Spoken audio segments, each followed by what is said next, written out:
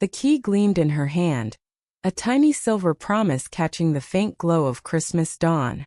I stood frozen, my breath clouding in the icy air, watching my sister, Emily, turn it over like it was a relic from some forgotten world. We were always the odd ones out, Emily and I. Orphans by 12, shuffled through foster homes like cards in a deck. We'd learned to cling to each other. Christmas was never about gifts for use, it was about survival. About making it through another year without losing the only family we had left. But this Christmas, standing on the frost-crusted lawn of a house I'd never seen before, something felt different. The air was heavy, not just with cold, but with a secret I couldn't grasp. The house was small, unassuming, tucked at the end of a quiet street. Its windows glowed with a warmth that seemed to mock the chill seeping through my worn boots. Mom and Dad, our foster parents, the good ones who'd taken us in 3 years ago, stood behind Emily, their faces unreadable. "Go on," Mom said, her voice soft but firm. Emily hesitated, then slipped the key into the lock.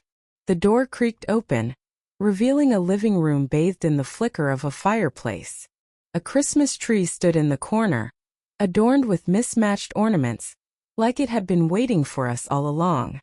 I stepped forward, expecting to follow, but Dad's hand landed gently on my shoulder. "Not yet, Caleb," he said, his eyes distant. "You'll understand one day." Emily disappeared inside, her footsteps echoing on the hardwood. I wanted to shout, to demand answers, but the words stuck in my throat. What did they mean? Why was she getting a house key, and I was left standing in the snow? At 16, I was used to being the younger one, the one who trailed behind. But this felt different. This felt like betrayal. Inside, Emily wandered through the house like a ghost, touching the walls, the furniture, the framed photos of strangers that lined the mantel. I watched through the window, my heart pounding with a mix of envy and confusion. The key wasn't just a gift, it was a door to something bigger, something I wasn't allowed to touch. "Caleb," Mom called, beckoning me to the porch. Her voice was gentle, but there was steel beneath it. "This isn't about you not being enough. It's about what Emily needs." I didn't understand. Emily was 19, sure, but we were a unit. We'd faced the world together, bullies at school, caseworkers who didn't care, nights when the hunger was louder than our whispers. Why was she being handed a future while I was left with cryptic promises? The days that followed were a blur of silence and sidelong glances. Emily moved into the house, a gift from Mom and Dad, who explained it was part of a program for foster kids aging out of the system. A head start, they called it. A way for Emily to stand on her own.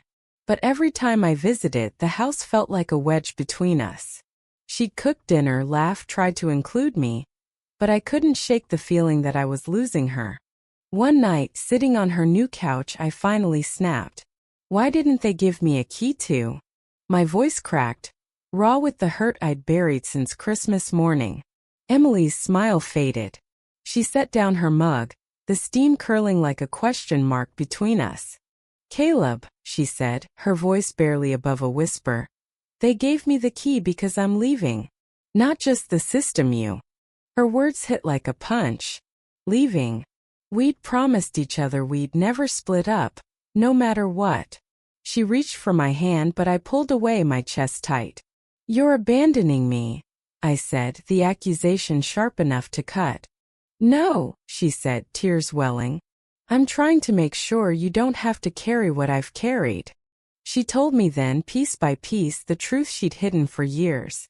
The nights she'd stayed awake, listening for footsteps in foster homes that weren't safe. The times she'd taken the blame for things I'd done, shielding me from punishment. The way she'd pushed herself to be strong, to be the big sister I needed, even when it broke her. The house wasn't just a gift, it was a chance for her to heal, to find herself outside the role of my protector. "I need this, Caleb," she said. "But it doesn't mean I'm leaving you behind.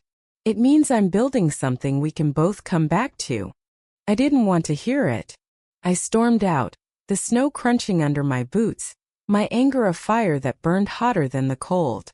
For weeks I avoided her calls, ignored her texts. I told myself I didn't need her, that I could handle the world alone. But the truth was I was terrified. Without Emily, who was I? Christmas came again a year later. I was 17 now, taller, harder, but still hollow. Mom and Dad invited me to Emily's house for dinner, and I went, more out of guilt than desire. The house looked different, lived in, warm, with Emily's touch in every corner. She'd hung fairy lights, painted the walls a soft blue, made it hers. We ate in silence at first, the clink of forks deafening. Then Emily slid a small box across the table. "Open it," she said. Inside was a key identical to hers. My heart stopped. "What's this?" I asked, my voice barely steady. "It's yours," she said. "This house site's not just mine. It's ours. I've been saving, working, making it a home for both of us. When you're ready, when you're out of the system, this is where you'll come." I stared at the key, the weight of it heavier than I expected. All this time I'd thought she was leaving me behind, but she'd been building a future for us both. The anger I'd carried dissolved, replaced by something softer, something I hadn't felt in years. Hope. Mom and Dad's words echoed in my mind. "You'll understand one day." I did now. They hadn't been shutting me out. They'd been giving Emily the space to grow, to become the anchor I'd always need. And she'd taken that gift and made it ours. That night we sat by the fire, the Christmas tree lights casting shadows on the walls. Emily told me about her plans: college, a job, a life she was carving out.